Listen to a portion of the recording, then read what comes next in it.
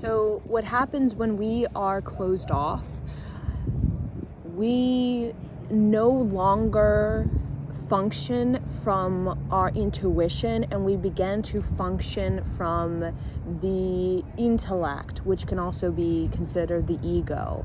And when we don't have that sort of harmonic resonance of the heart, the intuition of our feelings, and we're just sort of in the thinking, in the thinking and the ego, what happens is we can get very caught in this judgmental, critical, stoic, hard, stubborn, resistant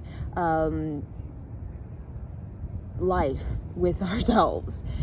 And when it comes to relationship and friendship, it is not a very rewarding experience to just have it in your head, right? Where you're not in your body, because you don't want to be in your body, because that implies that you'll have to feel and express yourself and be creative and enthusiastic and soulful, right? And when we get in that sort of, that mind, that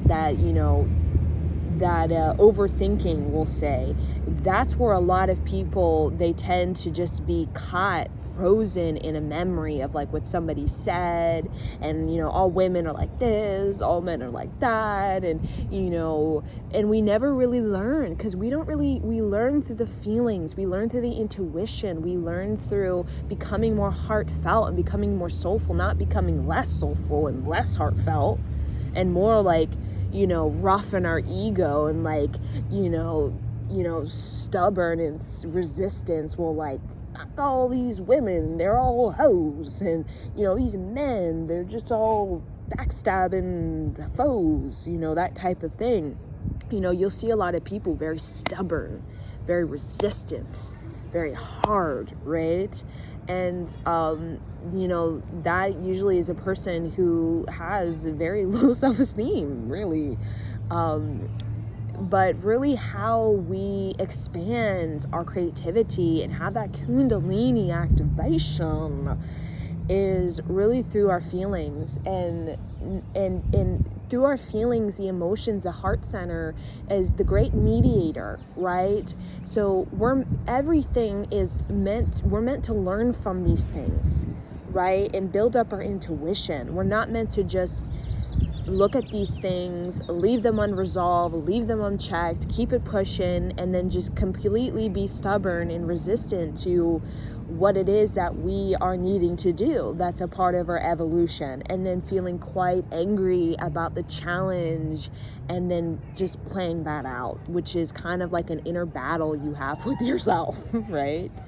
So how to move beyond that inner battle you're having with yourself, which a lot of people have, is really getting in touch with your feelings, your emotions. And how you can do that is through the sensuality, like being in touch with the earth, like tea ceremony or gardening or horseback riding. I keep mentioning horseback riding, but something that really gets you in touch with a learning experience where you get to really learn how to express yourself, how to be creative, how to be collaborative with the earth, respectful of the earth, and humbled by the earth. And that will really humble you big time with the stubborn and the resistance and that kind of bitch face we talk about, right?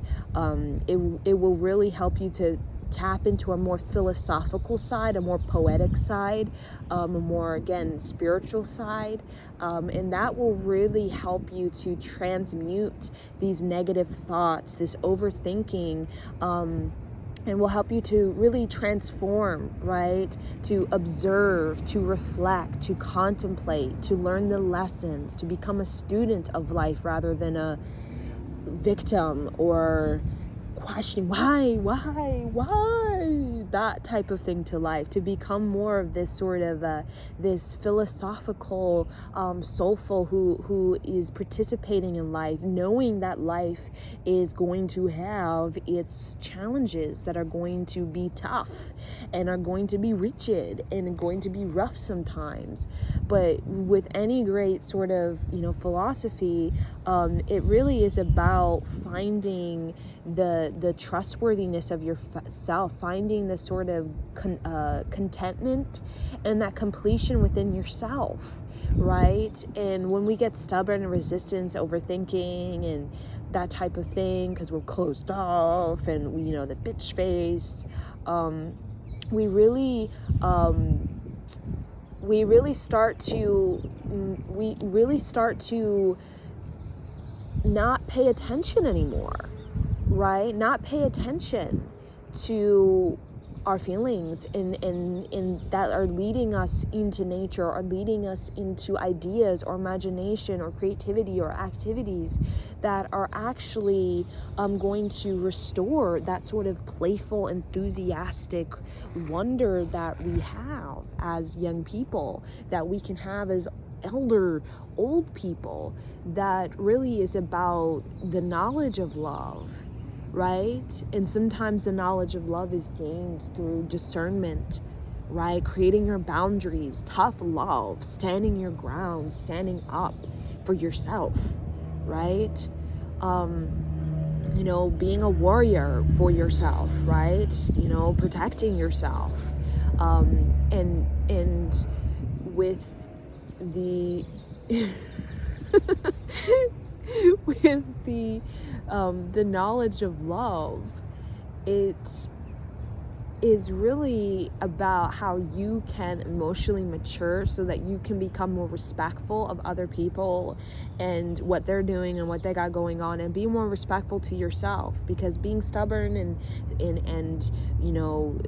resistant, the bitch face or whatever it is, in many ways is not very respectful to yourself and your manifestations and your intentions and your prosperity and your creativity, right?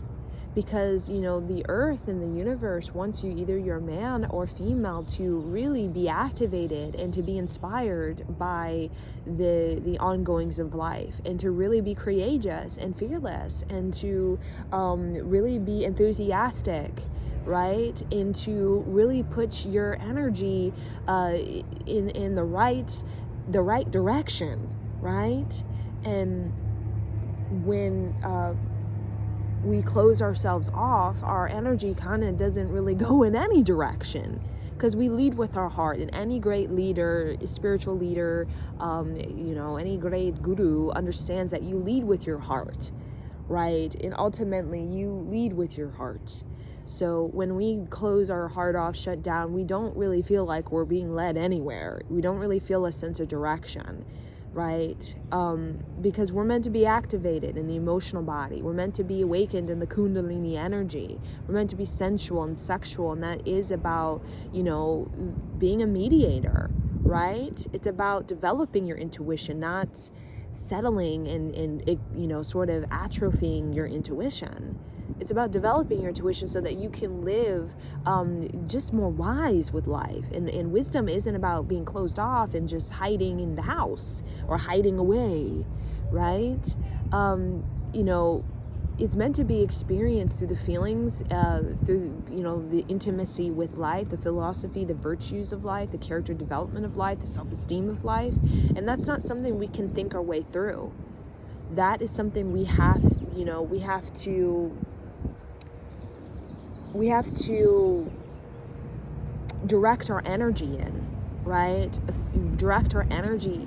And directing our energy is lead through the heart. What spiritually grows, materially shows, right? And what spiritually grows is through the emotional maturity, ability to look at your experiences and grow wiser, right?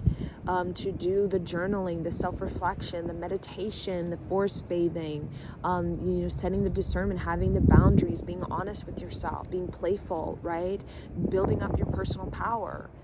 That is a lot more of a sort of rewarding experience on earth than overthinking and not really leading with your heart, or not being led with your heart, or not trusting your heart, or not directing your energy towards the creative fulfillment, because spiritually we are not allowing ourselves to grow because of our resistance to connecting with the spirit.